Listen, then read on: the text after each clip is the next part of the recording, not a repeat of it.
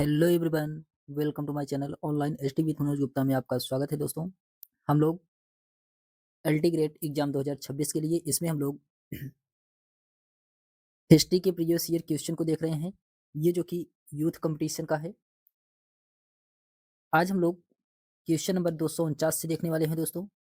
इसमें कुछ क्वेश्चन थोड़ा लॉन्ग होंगे क्योंकि ये यूजीसी नेट में क्वेश्चन पूछे गए हैं। तो आइए हम लोग देखते हैं, जो कि एलटी ग्रेड और सभी एग्जामों के लिए भी इम्पोर्टेंट है। इसमें क्वेश्चन नंबर 249 है, मदन ए सिफा ए सिकंदर शाही ये किससे संबंधित है? तो मदन ए सिफा ए सिकंदर शाही ये किससे संबंधित है? क्वेश्चन नंबर 249 का इसमें राइट आंसर होगा आयुर्वेद से संबंधित है। ऑप्शन नंबर इसका बी वाला राइट आंसर होगा आयुर्वेद। इसके एक्सप्लेनेशन दिया गया है कि लोधी शासक सिकंदर लोधी के समय में आयुर्वेद से संबंधित ग्रंथ मदन ए सिफा ए सिकंदर शाही की रचना की गई थी। इसके अलावा सिकंदर लोदी के आदेश से एक आयुर्वेदिक ग्रंथ फारसी भाषा में अनुवाद किया गया था, जिसका नाम फरहंगे सिकंदरी रखा गया था। फरहंगे सिकंदरी रखा गया था। फिर उसके बाद आता है क्वेश्चन नंबर 250 है। क्वेश्चन नंबर 250 में कहा जा रहा है कि अलाउद्दीन खिलजी के संदर्भ में निम्नलिखित में से कौन सा कथन सही नहीं है? तो अलाउद्दीन खिलजी के संदर्भ बताना है, इसमें से कौन सा कथन सही नहीं है। तो इसमें दिया गया है कि वह सार्वजनिक बाजार तथा अमीरों के घरों में संपन्न होने वाली प्रायः प्रत्येक घटना के साथ जुड़ा हुआ था, जो कि ये क्या है, सही है। बर्नी के अनुसार सुल्तान ने आज्ञा जारी किया कि शाही लोग एक दूसरे के घर नहीं जाएंगे तथा उनके बीच तक अंतर वैवाहिक संपन्न नहीं होंगे जब तक सुल्तान से इसके लिए विधिवत अनुमति नहीं प्राप्त होता है। ये भी इसमें सही है। आपको इसमें बताना है कौन सा सही नहीं है। फिर उसके बाद आता है कि उसने स्वयं भी शराब पीना छोड़ दिया, ये भी सही है। सभी समकालीन स्रोतों में पद्मिनी के आख्यान का उल्लेख किया गया है, ये गलत है इसमें।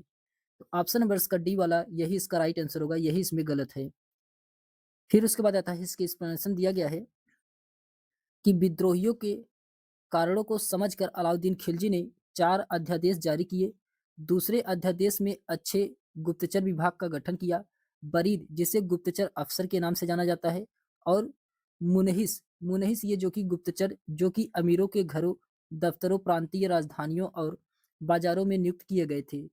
वे सुल्तान को प्रत्येक महत्वपूर्ण घटना की सूचना देते थे। अलाउद्दीन ने शराब और भांग जैसे मादक पदार्थों का प्रयोग बंद करवा दिया। सुल्तान ने स्वयं शराब पीना छोड़ दिया। अलाउद्दीन की बाजार व्यवस्था का मुख्य कारण सैनिकों के वेतन में कमी करना न होकर के वस्तुओं के मूल्य को बढ़ने से रोकना था। रानी पद्मिनी का उल्लेख मलिक मोहम्मद जायसी की कथा का मुख्य आधार है, जो कि 1540 ईस्वी में मलिक मोहम्मद जायसी के द्वारा लिखी गई काव्य ग्रंथ पद्मावत है। पद्मिनी ये जो कि राणा रतन सिंह की अत्यंत सुंदरी पत्नी थी।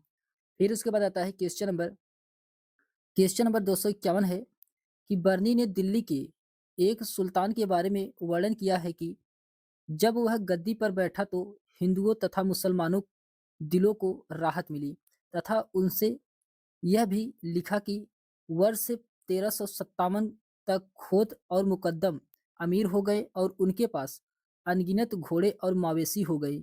वह सुल्तान कौन था? तो वह सुल्तान कौन था? क्वेश्चन नंबर 251 का इसमें राइट आंसर होगा फिरोज शाह तुगलक था। कौन था? फिरोज शाह तुगलक था। ऑप्शन नंबर इसका सी वाला राइट आंसर होगा फिरोज शाह तुगलक। इसके एक्सप्लेनेशन दिया गया है कि बर्नी ने तारीख फिरोज शाही में सुल्तान फिरोज शाह का वर्णन किया है, जबकि वह गद्दी पर बैठा तो हिंदुओं तथा मुसलमानों के दिलों को राहत मिली, तथा उसने यह लिखा कि वर्ष 1357 तक खोत और मुकद्दम अमीर हो गए और उनके पास अनगिनत घोड़े और मवेशी हो गए। फिर उसके बाद आता है क्वेश्चन नंबर 252 है कि तैमूर के आक्रमण के बारे में निम्नलिखित में से कौन सा कथन सही नहीं है? आपको तैमूर के आक्रमण के बारे में बताना है कौन सा कथन सही नहीं है। तो पहला दिया गया है, तैमूर के कुशल कारीगरों ने सिंधु नदी पर एक पीपो का पुल बनाया, जिससे 21 सितंबर 1398 को पार किया। तो 21 सितंबर 1398 को पार किया, ये क्या है, सही है। आपको इसमें बताना है कि कौन सा गलत है। फिर उसके बाद आता है फिर उसके बाद आता है बी में कहा जा रहा है तालमी शहर जो मुल्तान से 35 फलांगी की दूरी पर था, वहां हिंदू और मुसलमान दोनों ने तैमूर का विरोध किया था। ये इसमें क्या है? गलत है। ऑप्शन नंबर इसका बी वाला यही इसका राइट आंसर होगा। यही पूछा गया था, कौन सा इसमें सही नहीं है। फिर उसके बाद आता है इसके एक्सप्लेनेशन दिया गया है तालमी शहर जो मुल्तान से 35 फलांग की दूरी पर स्थित था, वहां हिंदू और मुसलमान दोनों ने तैमूर का विरोध किया था। सिर्फ उपयुक्त कथन में ये क्या है? गलत है।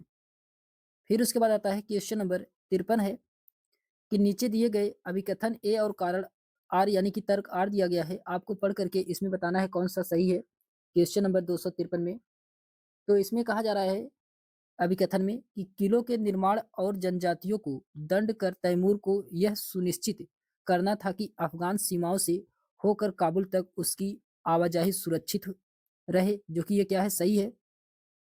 तर्क आर में कहा जा रहा है कि तैमूर के क्रूर तथा आक्रामक तरीकों से किए गए पुरनिया या कतालियान नामक दो अफगान जनजातियों के विनाश और नरसंहार ने उन मार्गों की सुरक्षा के लिए भय और आतंक का वातावरण पैदा कर दिया था। ये भी इसमें क्या है? सही है। अभिकथन भी सही है और तर्क आर भी सही है। दोनों इसमें सही है और इसका सही एक्सप्लेनेशन कर रहा है। दोनों इसमें सही है और इसका सही एक्सप्लेनेशन भी कर रहा है। इसलिए इसका राइट आंसर होगा ऑप्शन नंबर इसका फर्स्ट वाला राइट आंसर होगा। ये यूजीसी नेट का क्वेश्चन है।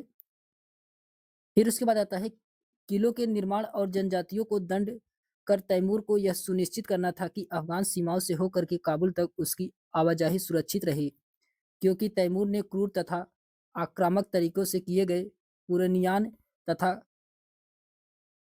कलातियान नामक दो अफगान जनजातियों के विनाश और नरसंहार ने उन मार्गों की सुरक्षा के लिए भय और आतंक का वातावरण पैदा कर दिया। फिर उसके बाद आता है क्वेश्चन नंबर 254 है। क्वेश्चन नंबर 254 में कहा जा रहा है कि खिज्र खान और मलका ए जहां दावतें उड़ाने और रंगरेलियां मनाने लगे और सुल्तान के इलाज और तीमारदारी पर कतई ध्यान नहीं दे रहे थे।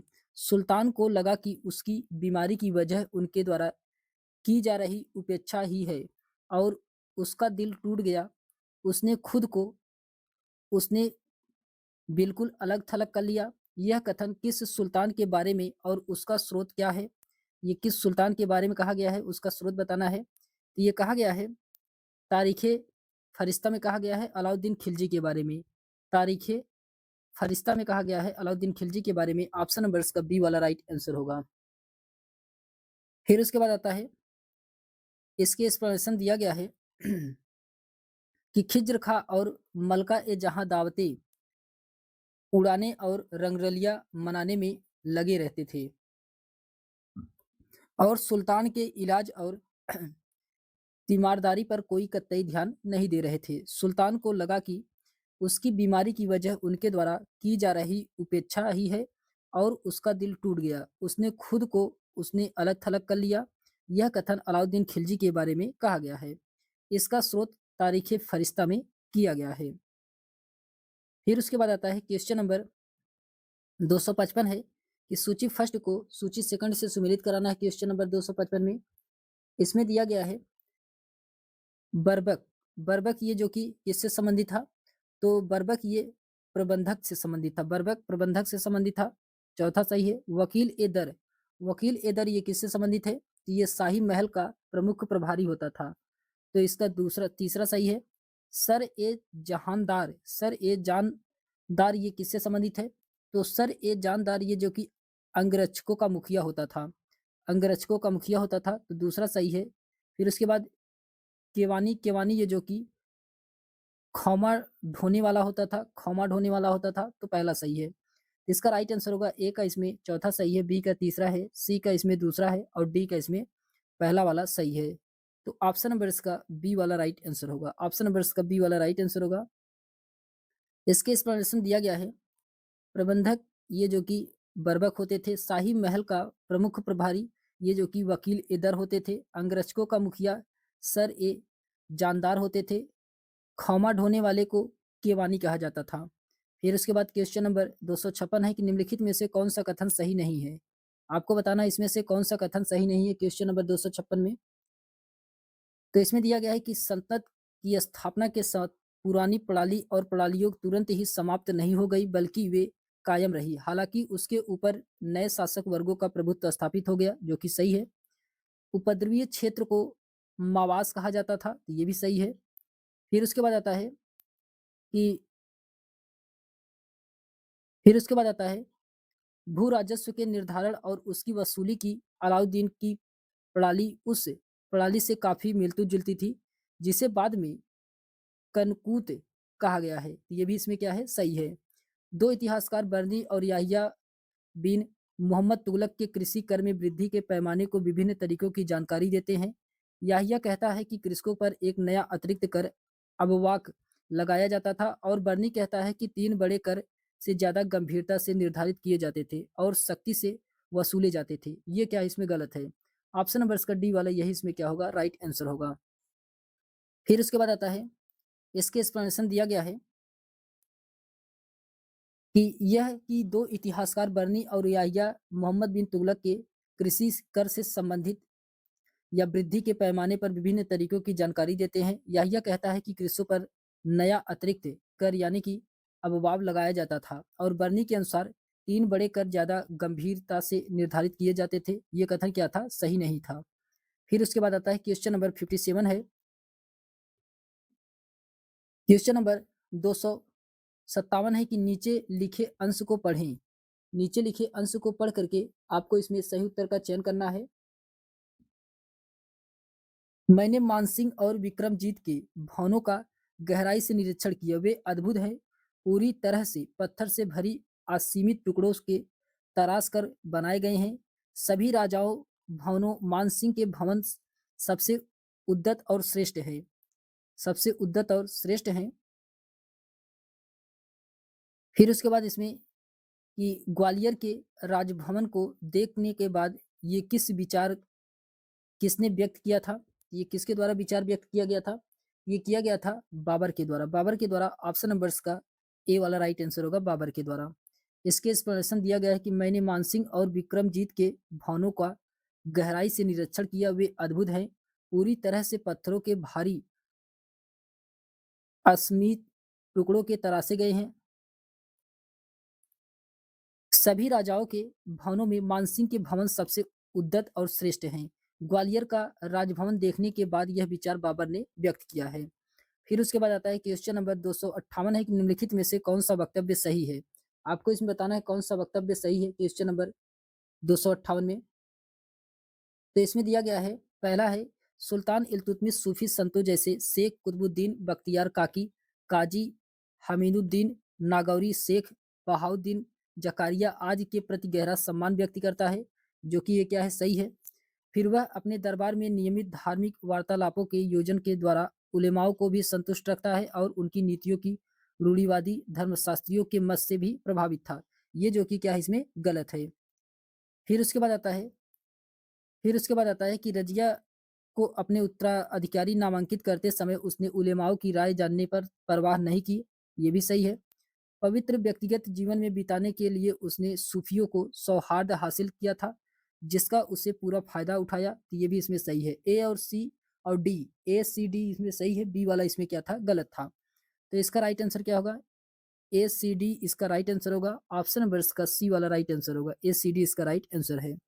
इसके एक्सप्लेनेशन दिया गया है कि सुल्तान इल्तुतमिश जो कि ये सूफी संतों शेख कुतुबुद्दीन बख्तियार काकी, काजी हमीनुद्दीन नागौरी, शेख बहाउद्दीन जकारिया आदि के प्रति गहरा सम्मान व्यक्त करता था। इल्तुतमिश ने अपनी पुत्री रजिया को अपना उत्तराधिकारी नामांकित करते समय उलेमाओं की राय जानने की परवाह नहीं की। रजिया पहली महिला शासिका बनी। इल्तुतमिश को पवित्र व्यक्तिगत जीवन बिताने के कारण सूफियों का सौहार्द हासिल था, जिसका उसने पूरा फायदा उठाया था। फिर उसके बाद आता है क्वेश्चन नंबर 259 है कि सुल्तान ने फारसी राजतंत्री परंपरा को आत्मसात किया और उन्हें भारतीय प्रवेश में अनुसार ढाला। आदाब उस सलातीन और मसारी उस सलातीन जैसी पुस्तकें जिन्होंने उसने अपने पुत्रों की शिक्षा के लिए बगदाद से मंगवाई थी। ईरानी राजतंत्र के सिद्धांत के संबंध में जिन्होंने वह पूरी तरह से दिल्ली में अनुकरण के लिए लालायित था। ये किस सुल्तान की पहचान करना है, इसमें किस सुल्तान के बारे में ये कहा गया है? तो ये कहा गया है इल्तुतमिश के बारे में। इल्तुतमिश के बारे में ऑप्शन नंबर इसका बी वाला राइट आंसर होगा। इल्तुतमिश के बारे में कहा गया है। फिर उसके बाद आता है इसके एक्सप्लेनेशन दिया गया है। इसके एक्सप्लेनेशन दिया गया है कि सुल्तान ने फारसी राजतंत्रीय परंपराओं को आत्मसात किया और उन्हें भारतीय प्रवेश के अनुसार ढाला। आदाब उस सलातीन और मासरी उस सलातीन जैसी पुस्तकें जिन्होंने अपने पुत्रों की शिक्षा के लिए बगदाद से मंगवाई थी, ईरानी राजतंत्र के सिद्धांतों के संबंध में थी, जिन्हें वह पूरी तरह से दिल्ली अनुकरण के लिए लालायित था। यह कथन इल्तुतमिश के विषय में कहा गया है। क्वेश्चन नंबर 260 है कि दरअसल उसने दिल्ली को भारत में तुर्की साम्राज्य का न केवल राजनीतिक एवं प्रशासनिक केंद्र बनाया, बल्कि अपनी सांस्कृतिक गतिविधियों का केंद्र भी बनाया था। यह उल्लेख दिल्ली को सल्तनत काल के साहित्य में कभी भी सिर्फ उसके नाम से उल्लेखित नहीं किया गया। इसे हजरत ए दिल्ली यानी कि राजसी दिल्ली या शहर कहा गया। यह सुल्तान कौन था? क्वेश्चन नंबर 260 का इसमें राइट आंसर होगा इल्तुतमिश था। कौन था? इल्तुतमिश था। ऑप्शन नंबर इसका ए वाला राइट आंसर होगा। इसके एक्सप्लेनेशन दिया गया है कि दिल्ली सल्तनत का वास्तविक सुल्तान इल्तुतमिश था, जिसने सुल्तान की पद की स्वीकृति किसी गोर के शासक से नहीं बल्कि खलीफा से प्राप्त किया था। इल्तुतमिश इलबरी जनजाति तुर्क था। उसने लाहौर की जगह दिल्ली को राजधानी बनाया था। समकालीन साहित्य में इसे हजरत ए दिल्ली यानी कि राजसी दिल्ली या शहर कहा जाता है। 12 फरवरी 1229 को इल्तुतमिश को इस्लामी बादशाह की शक्ति प्रदान करने के लिए बगदाद से अब्बासी खलीफा अल मुस्तबिर बिल्लाह के दूत भारत आए और सुल्तान को राज्याभिषेक पत्र दिया। फिर उसके बाद आता है क्वेश्चन नंबर 261 है, बरीदों की सफल अनुरक्षण के मुद्दे पर किस सुल्तान ने अपने बेटों को सलाह दी कि मुखबिरों और जासूसों को दरबार के इर्द गिर्द भटकने की इजाजत नहीं होनी चाहिए। शासक से उनकी नजदीकी आज्ञाकारी और विश्वास पात्र मित्रों को भय पैदा करती है और राजा में उसके विश्वास जो अच्छे शासन का आधार है उसको नष्ट करती है। ये किसके बारे में कहा गया है? ये बलबन के बारे में कहा गया है। ऑप्शन नंबर इसका बी वाला राइट आंसर होगा बलबन। इसके एक्सप्लेनेशन दिया गया है कि मुखबिरों और जासूसों को दरबार के इर्द गिर्द भटकने की इजाजत नहीं होनी चाहिए। शासक ने से उसकी नजदीकी आज्ञाकारी और विश्वास पात्र मित्रों से भय पैदा करती है और राजा में उसके विश्वास जो अच्छे शासन का आधार है उसको नष्ट करती है। बरीदों के सफल अनुरक्षण के मुद्दे पर बलबन ने अपने बेटे को सलाह दी थी। फिर उसके बाद आता है क्वेश्चन नंबर 262 है कि इस्लाम धर्म को स्वीकार करने वाले कमाल महियार को जब अमरोहा के मुतशरीफ के पद के लिए चुना गया, जब उसने सुल्तान के समक्ष प्रस्तुत किया गया, तब सुल्तान की प्रतिक्रिया थी कि जब मैं निचले तबके में पैदा व्यक्ति को देखता हूं तो मेरे शरीर में प्रत्येक धमनी नस क्रोध से खींचना शुरू हो जाती है। ये किस सुल्तान को चिन्हित किया गया है? किस सुल्तान के बारे में कहा गया है? तो ये बलबन के बारे में कहा गया। बलबन ने कहा था। ऑप्शन नंबर इसका बी वाला राइट आंसर होगा। बलबन के द्वारा कहा गया था। फिर उसके बाद आता है इसके एक्सप्लेनेशन दिया गया है कि इस्लाम धर्म को स्वीकार करने वाले कमाल महियार को जब अमरोहा के मुर्तसी के पद के लिए चुना गया, तब उसने सुल्तान के समक्ष प्रस्तुत किया गया। तब सुल्तान की प्रक्रिया थी कि जब मैं निचले तबके में व्यक्ति को देखता हूं तो मेरे शरीर में प्रत्येक धमनी और नस क्रोध से खींचना शुरू हो जाती है। उस कथन किसका है? तो ये बलबन का है। ये बलबन के द्वारा कहा गया था। फिर उसके बाद आता है क्वेश्चन नंबर 263 है कि अफगानों के साथ उलूग खां यानी कि बलबन के संबंधों के संदर्भ में निम्नलिखित कथनों पर विचार कीजिए। आपको बताना इसमें से कौन सा सही है। तो पहला दिया गया कि उलूग खान ने अपनी सेना में लगभग 3000 अफगानी भर्ती किए थे, जो कि क्या है? सही है। फिर दूसरा है कि जब उलूग खान सुल्तान बना तो उसने दिल्ली के निकट पटियाली, काम्पिल और भोजपुर में अपनी नई सैन्य चौकियां बनाई, जिन्हें अफगानों के नियंत्रण में रखा। तो ये भी इसमें क्या है? सही है। फिर उसके बाद आता है तीसरे में कहा जा रहा है कि सुल्तान बलबन ने अफगान अमीर इख्तियारुद्दीन को अपना वजीर नियुक्त किया। ये गलत है। सुल्तान बलबन ने अनेक अफ़गानों को अपना गवर्नर नियुक्त किया, ये भी गलत है। इसमें पहला और दूसरा सही था। ऑप्शन नंबर इसका ए वाला राइट आंसर होगा। पहला, दूसरा इसमें क्या है? सही है। इसके एक्सप्लेनेशन दिया, गयासुद्दीन बलबन जो कि 1265 से 1287 ईस्वी तक शासन किया था, इसने अफ़गानों को अपनी सेना में भर्ती किया। उसने लगभग 3000 अफ़गानी अपनी सेना में भर्ती किया था। वह उलुग खां के नाम से सुल्तान बना। उसने दिल्ली के निकट पटियाली, काम्पिल और भोजपुर में अपनी नई सैन्य चौकियाँ बनाई और उन्हें अफ़गानों के नियंत्रण में रखा था। फिर उसके बाद आता है क्वेश्चन नंबर 264 है। क्वेश्चन नंबर 264 में कहा जा रहा है कि निम्नलिखित में से कौन सा सुल्तान अलाउद्दीन खिलजी की अनाज मूल्यों के नियंत्रण की नीति का अधिनियम नहीं है? तो क्वेश्चन नंबर 264 का इसमें राइट आंसर क्या होगा? तो इसमें सेना की पूर्वी अनुमति के बिना अनाज नहीं बेचेगा। ऑप्शन नंबर इसका सी वाला यही इसमें क्या है? सही नहीं है। फिर उसके बाद आता है, इसके एक्सप्लेनेशन दिया गया है, अलाउद्दीन के बाजार नियंत्रण के बारे में जानकारी तारीख फिरोजशाही बरनी के साथ साथ खजाइन उल फुतूह यानी कि अमीर खुसरो, फुतूह उस सलातीन इसामी तथा रेहला इब्न बतूता में मिलता है। अनाज के मूल्यों पर नियंत्रण के लिए अलाउद्दीन ने निम्न नियम बनाए थे। इसमें कौन कौन से नियम थे? इसमें था, सरकार के द्वारा अनाज के भाव को निश्चित किए गए थे, सही है।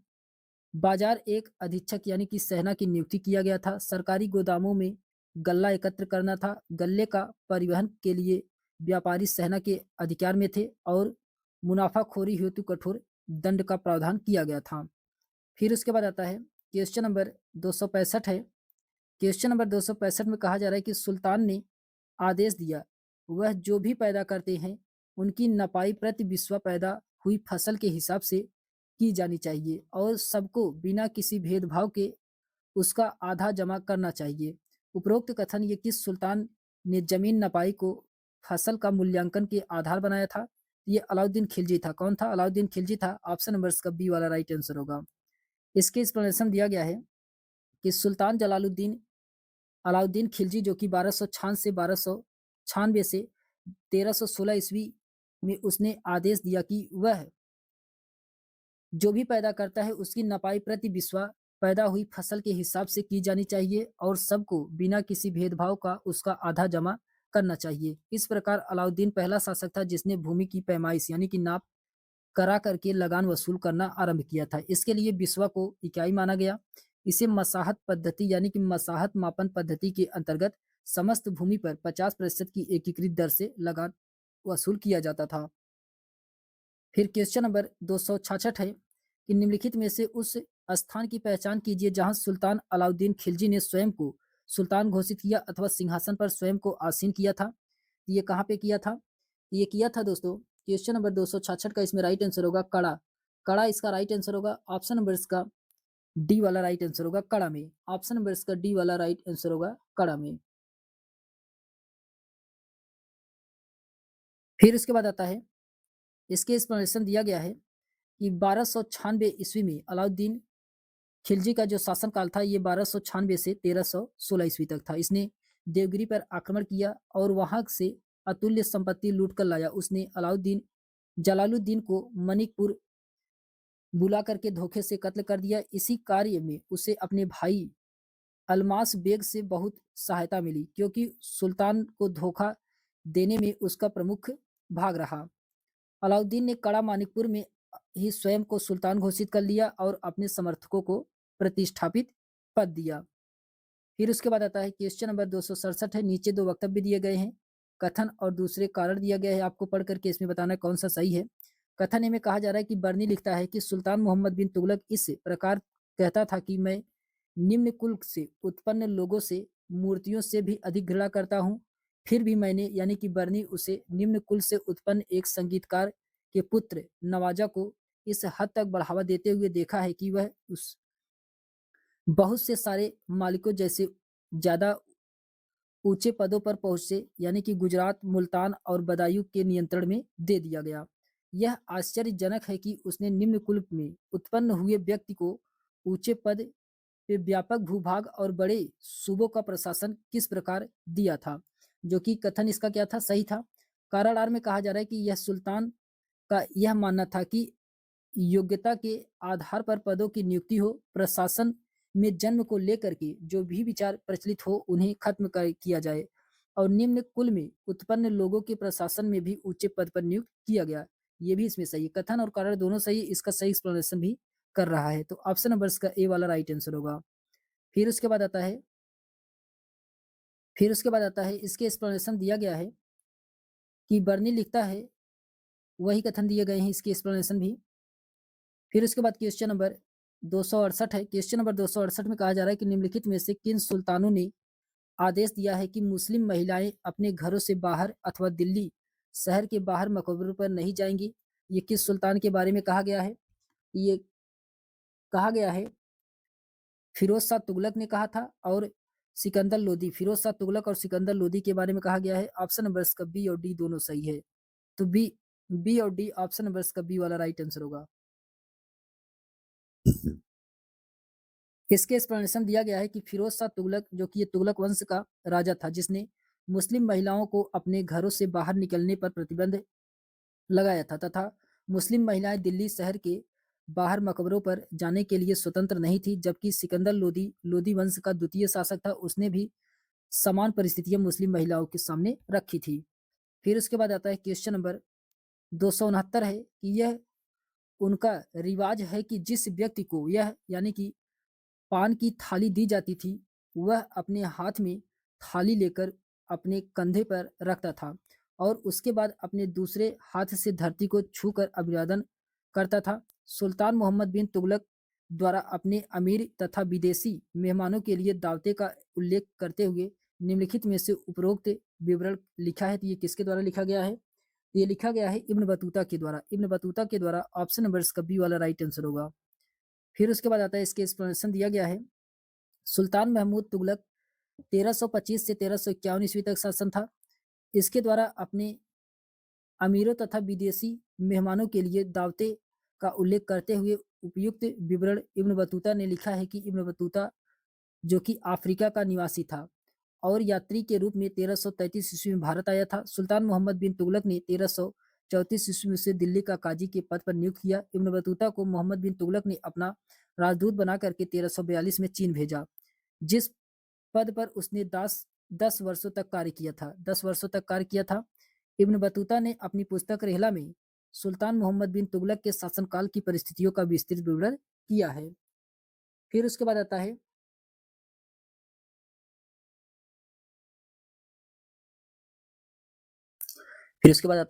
क्वेश्चन नंबर 270 है कि मैं और अन्य कोई नहीं, आप क्या हैं जो मैं नहीं हूँ, और आप क्या नहीं थे जो मैं नहीं रहा। उपयुक्त कथन निम्नलिखित में से किस समूह सुल्तान के द्वारा व्यक्त किया गया था? ये तुर्कान ए चहलगानी यानी कि इल्तुतमिश के द्वारा कहा गया है। ऑप्शन नंबर इसका फर्स्ट वाला राइट आंसर होगा, तुर्कान ए चहलगानी के द्वारा। इसके एक्सप्लेनेशन दिया गया है कि तुर्कान ए चहलगानी यानी कि इल्तुतमिश ने अपने गुलाम सरदारों के गुट का निर्माण किया। कालांतर में इस गुट ने इल्तुतमिश के उत्तराधिकारियों को अपनाने मनमाने तरीके से सिंहासन पर बैठने उतरने का कार्य किया। इस गुट का दमन बलबन ने अपने शासन के दौरान किया। बलबन स्वयं उस गुट का एक सदस्य था। फिर उसके बाद आता है क्वेश्चन नंबर 271 है कि जिले अल्लाह जो राजा अधिकार संबंधित अवधारणा है, ये किससे संबंधित है? तो जिले इल्लाह ये किससे संबंधित है? ये संबंधित है बलबन से। ऑप्शन नंबर इसका फर्स्ट वाला राइट आंसर होगा, बलबन। फिर उसके बाद आता है इसके एक्सप्लेनेशन दिया गया है कि भारत में सल्तनत का प्रथम शासक कुतुबुद्दीन ऐबक को माना जाता है, लेकिन बलबन दिल्ली सल्तनत का प्रथम सुल्तान था जिसने सुल्तान के पद, अधिकार एवं राजत्व के संबंध में अपने विचार प्रकट किए हैं।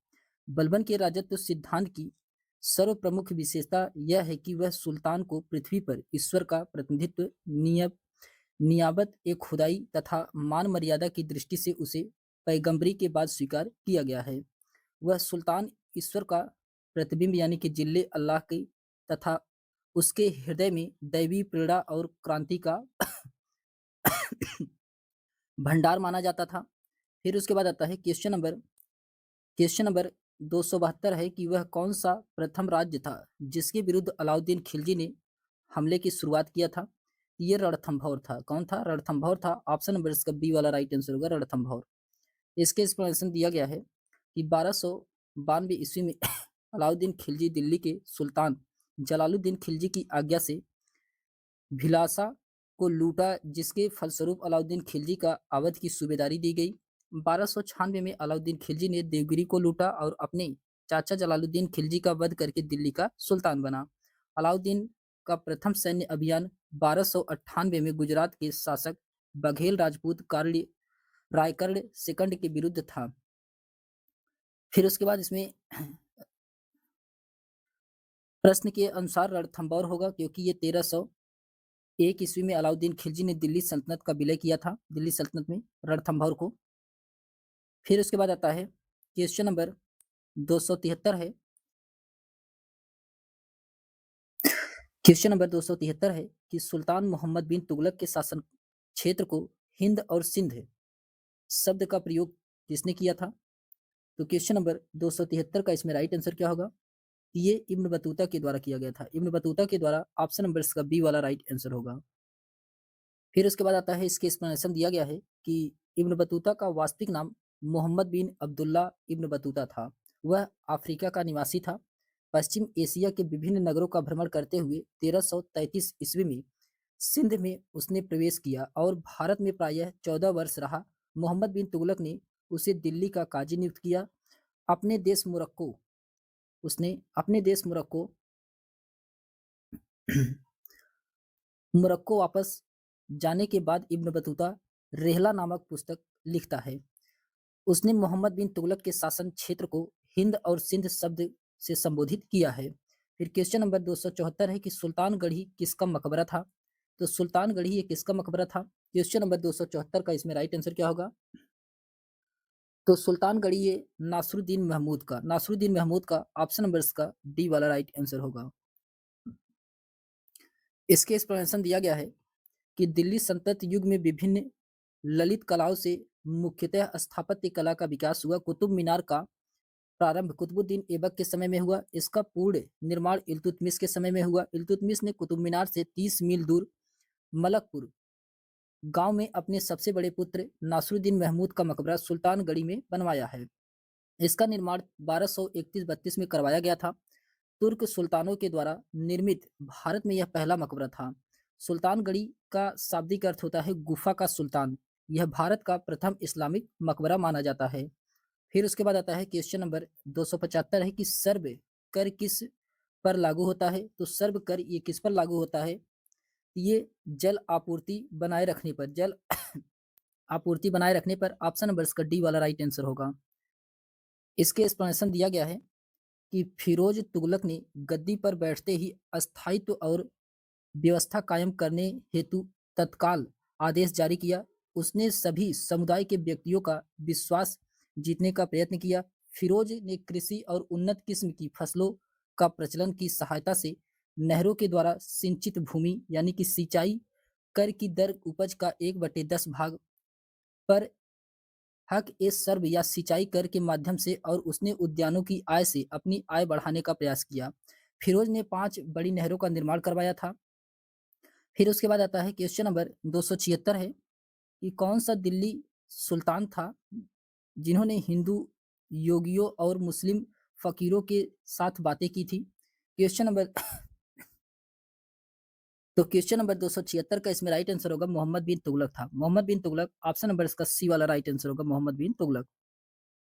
इसके एक्सप्लेनेशन दिया गया है कि दिल्ली सल्तनत के सुल्तानों में मोहम्मद बिन तुगलक सर्वाधिक विलक्षण व्यक्ति वाला था। मोहम्मद बिन तुगलक धार्मिक रूप से कट्टर नहीं था। वह होली मुहर्रम दोनों में भाग लेता था। उसने अपने दरबार में जैन विद्वान जिन प्रभु सूरी और राजशेखर का स्वागत किया था। दिल्ली के प्रसिद्ध सूफी शेख सिहाबुद्दीन को अपने दरबार में नियुक्त किया था। फिर उसके बाद आता है क्वेश्चन नंबर 277 है कि किस शासक ने विचार दिया कि राज्य वास्तव में एक इस्लामी राज्य नहीं हो सकता है? ये किसके द्वारा कहा गया है? क्वेश्चन नंबर 277 का इसमें राइट आंसर होगा जलालुद्दीन खिलजी के द्वारा कहा गया है। ऑप्शन नंबर इसका सी वाला राइट आंसर होगा जलालुद्दीन खिलजी। जलालुद्दीन खिलजी जो कि ये खिलजी दिल्ली का प्रथम सुल्तान था। उसने उदार और निरंकुश वाद के आदर्श को अपने सामने रखा। उसने अपने विरोधियों को संतुष्ट करने का प्रयत्न किया। यद्यपि वह योग्य सेनापति था, उसने भय और आतंक के स्थान पर उदारता एवं सौहार्द्रता की नीति को अपनाया तथा अपने शत्रुओं के हृदय परिवर्तन पर बल दिया। उसका मानना था कि राज्य वास्तव में एक इस्लामिक राज्य नहीं हो सकता। फिर उसके बाद आता है क्वेश्चन नंबर 278 है कि दिल्ली सल्तनत का पहला संप्रभु या संप्रभुता संपन्न शासक कौन था? क्वेश्चन नंबर 278 का इसमें राइट आंसर होगा इल्तुतमिश था। इल्तुतमिश था। ऑप्शन नंबर इसका सी वाला राइट आंसर होगा। इल्तुतमिश इसका राइट आंसर होगा। फिर उसके बाद आता है, इसके एक्सप्लेनेशन दिया गया है कि दिल्ली सल्तनत का पहला संप्रभु या संप्रभुत्व संपन्न शासक इल्तुतमिश था। उसने सुल्तान के पद की स्वीकृति गौर के किसी शासक से नहीं बल्कि 1229 में बगदाद के अब्बासी खलीफा से मान्यता अधिकार पत्र प्राप्त किया था। इसके बाद उसे नासिर अमीर उल मोमनी की उपाधि ग्रहण किया था। फिर उसके बाद आता है क्वेश्चन नंबर 279 है कि फिरोज तुगलक ने केवल वे ही कर वसूल किए जिन्हें धर्म इस्लाम धर्म की मान्यता थी। निम्नलिखित में से कौन सा एक अतिरिक्त कर जो कि फिरोज ने लगाया था? तो फिरोज इसमें सिंचाई कर अतिरिक्त लगाया था। सिंचाई कर लगाया था। ऑप्शन नंबर इसका सी वाला राइट आंसर होगा। इसके एक्सप्लेनेशन दिया। फिरोज तुगलक इस्लाम का पालन करने वाला सुल्तान था। उसने इस्लामी कानूनों के द्वारा स्वीकृति केवल 4 कर लगाए जिसमें जजिया, जकात, खुम्स और खराज था। खराज लगान कर था। खुम्स युद्ध में लूटे गए धन थे। 1/5 भाग था जो सुल्तान के पास जाता था और 4/5 भाग सैनिकों में बांट दिया जाता था। जजिया हिंदुओं पर धार्मिक कर था। जकात मुसलमानों से लिया जाने वाला कर था। उन्हीं के हितार्थ यानी कि व्यय के लिए खर्च किया जाने वाला धार्मिक कर था जकात। फिर उसके बाद आता है कि जो कि संपूर्ण आय का 2.5% लिया जाता था। इसके अतिरिक्त उसने उलेमा वर्ग की स्वीकृति के पश्चात सिंचाई कर अथवा हक ए सर्व भी लगाया था। उलेमा वर्ग की स्वीकृति के पश्चात जनता पर लागू किया गया फिरोज तुगलक सिंचाई कर लगाने वाला दिल्ली सल्तनत का पहला सुल्तान था। फिर उसके बाद आता है क्वेश्चन नंबर 280 है कि दिल्ली सल्तनत के किस सुल्तान ने यह घोषणा की थी कि राजा का कोई सगा संबंधी नहीं होता है? ये किसके द्वारा कहा गया है? इब्राहिम लोदी के द्वारा कहा गया है। ऑप्शन नंबर इसका डी वाला राइट आंसर होगा, इब्राहिम लोदी। इसके एक्सप्लेनेशन दिया गया है कि तुर्की राजत्व के सिद्धांत के अनुप्राणित होकर इब्राहिम लोदी ने यह घोषणा की कि राजा का कोई सगा संबंधी नहीं होता है। राजत्व केवल सुल्तान में निहित होता है, अतः उसे निरपेक्ष होकर निर्णय लेना चाहिए। फिर उसके बाद आता है क्वेश्चन नंबर 281 है कि अलाउद्दीन खिलजी द्वारा चित्तौड़ के किले पर आक्रमण का सजीव विवरण मिलता है। तो ये किसमें मिलता है? क्वेश्चन नंबर 281 किसमें राइट आंसर होगा? पद्मावत में। पद्मावत में ऑप्शन नंबर इसका फर्स्ट वाला राइट आंसर होगा। इसके एक्सप्लेनेशन दिया गया है, अलाउद्दीन के द्वारा विजित चित्तौड़ के किले का सजीव चित्रण 1540 ईस्वी में मलिक मोहम्मद जैसी के द्वारा लिखी गई प्रसिद्ध अवधी काव्यकृत पद्मावत में किया गया है। इसकी कथा में राणा रतन सिंह की परम सुंदर पत्नी यानी कि रानी पद्मिनी को प्राप्त करने के लिए अलाउद्दीन ने चित्तौड़ पर आक्रमण किया, जिसमें राजपूतों की हार के उपरांत पद्मिनी ने जौहर व्रत कर लिया। अलाउद्दीन को केवल किला मिला, पद्मिनी नहीं मिल सकी। इस कहानी का समर्थन प्रसिद्ध राजपूत इतिहासकार कर्नल डाट ने भी किया है। फिर उसके बाद आता है क्वेश्चन नंबर 282 है कि लोदी वंश के शासक किस जाति या प्रदेश से मूलतः संबंधित थे? ये विशुद्ध अफगानी या अफगान या पठान थे। ऑप्शन नंबर इसका सी वाला राइट आंसर होगा। फिर उसके बाद आता है, इसके एक्सप्लेनेशन दिया गया है कि लोदी वंश के शासक अफगानों की एक महत्वपूर्ण शाखा साहुर खेल से संबंधित थे। दिल्ली के इससे पहले के सभी सुल्तान थे, लेकिन लोदी विशुद्ध अफगानी थे। लोदी वंश का शासन 1451 ईस्वी से 1526 ईस्वी तक रहा। अंततः पानीपत के प्रथम युद्ध में बाबर ने इब्राहिम लोदी को हरा करके 1526 में मुगल वंश की स्थापना किया था। फिर उसके बाद क्वेश्चन नंबर 283 है कि अलाउद्दीन खिलजी के द्वारा बाजार नियंत्रण व्यवस्था का आर्थिक अधिनियमों के पीछे क्या उद्देश्य था? तो इसमें सीमित वेतन में अपने सैनिकों को संतुष्ट करना। ऑप्शन नंबर इसका बी वाला राइट आंसर होगा। इसके एक्सप्लेनेशन दिया गया है कि बाजार नियंत्रण और वस्तुओं के मूल्यों को निर्धारित करने में अलाउद्दीन का उद्देश्य राजनीतिक था। एक बड़ी सेना रखना, अपने सैनिकों को एक निश्चित और नगद वेतन देकर उनको जीवन की सुविधाएं उपलब्ध कराना। इस उद्देश्य की पूर्ति के लिए वस्तुओं के मूल्यों को बढ़ाने से रोकना था उनका मुख्य उद्देश्य था कि तथा बाजार नियंत्रण इस उद्देश्य को पूर्ति हेतु एक साधन था। फिर उसके बाद आता है क्वेश्चन नंबर 284 है कि मोहम्मद बिन तुगलक द्वारा सांकेतिक मुद्रा का प्रचलन संबंधित प्रयोग किस कारण से विफल हुआ था? कि व्यापक स्तर पर नकली सिक्कों की ढलाई, व्यापक स्तर पर नकली की सिक्कों की ढलाई, इसी के कारण सांकेतिक मुद्रा क्या हुआ था? विफल हुआ था। ऑप्शन नंबर इसका बी वाला राइट आंसर होगा। फिर उसके बाद आता है इसके एक्सप्लेनेशन दिया गया है कि मोहम्मद बिन तुगलक ने प्रतीक मुद्रा के रूप में चांदी के सिक्के के स्थान पर तांबे के सिक्के का प्रचलन किया था। प्रतीक मुद्रा पर अरबी तथा फारसी दोनों भाषाओं में लिखे थे।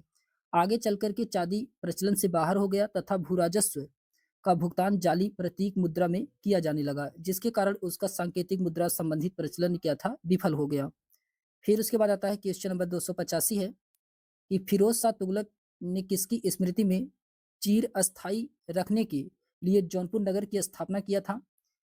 तो क्वेश्चन नंबर 285 का इसमें राइट आंसर होगा मोहम्मद बिन तुगलक की। मोहम्मद बिन तुगलक ऑप्शन नंबर इसका सी वाला राइट आंसर होगा।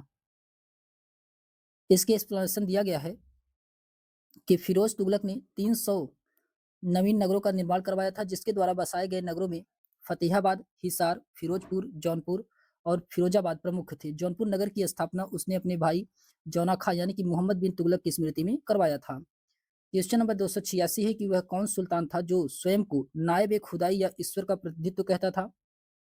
क्वेश्चन नंबर 286 का इसमें राइट आंसर होगा, ये था बलबन। बलबन ऑप्शन नंबर इसका बी वाला राइट आंसर होगा, बलबन।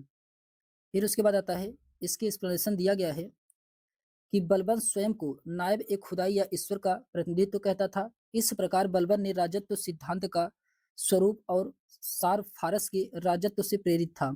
उसके अनुसार राजा जिल्ले अल्लाह अर्थात ईश्वर का प्रतिबिंब है। बलबन का मानना था कि सुल्तान का हृदय दैवी अनुकंपा की एक विशेष निधि है, इस कारण उसका अस्तित्व अद्वितीय है।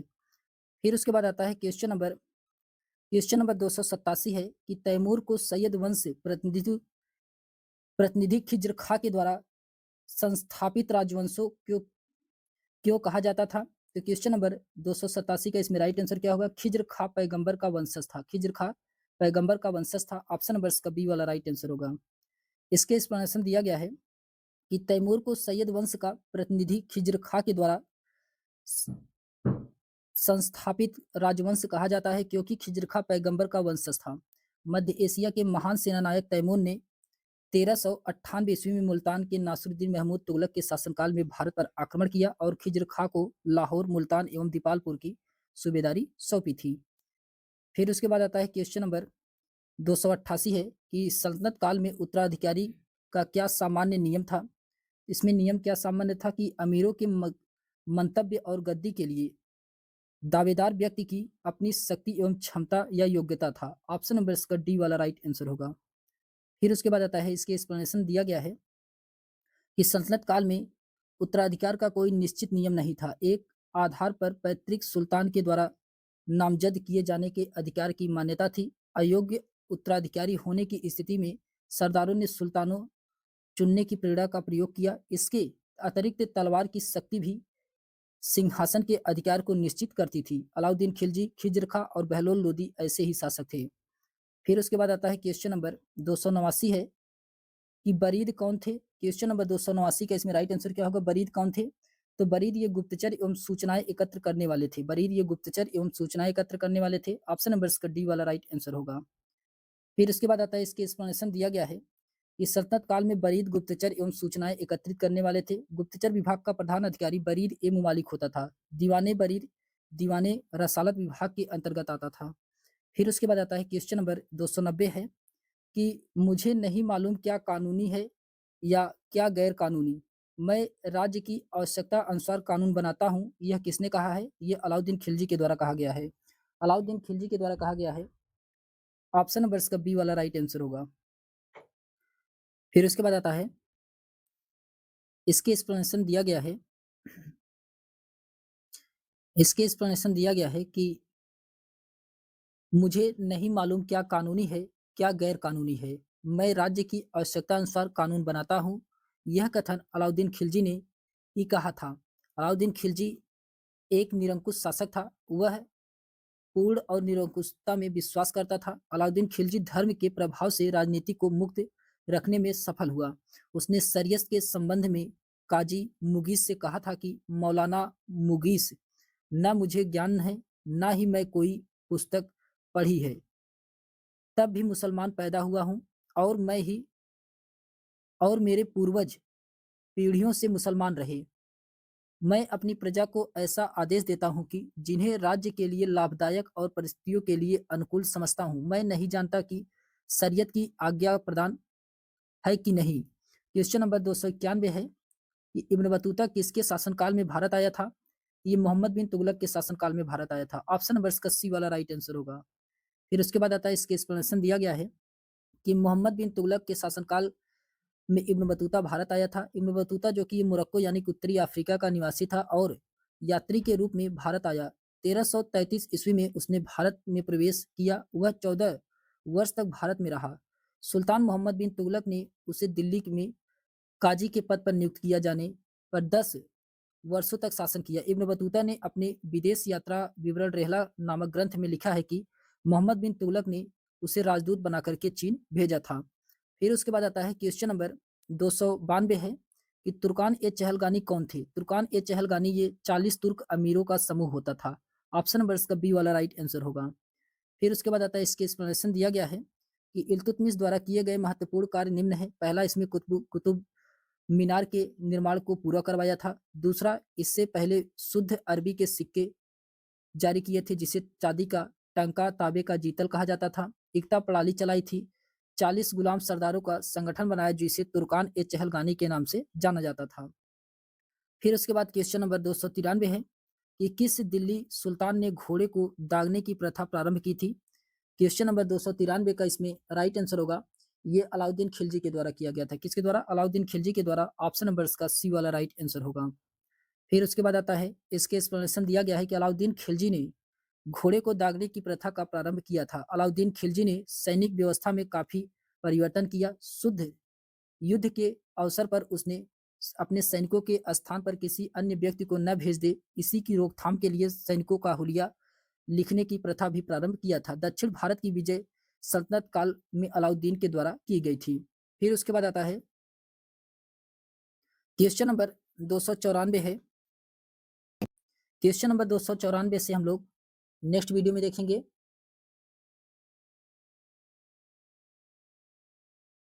तो आज के लिए बस इतना ही दोस्तों, मिलते हैं हम लोग एक नेक्स्ट वीडियो में। तब तक के लिए सभी दोस्तों को बहुत बहुत धन्यवाद।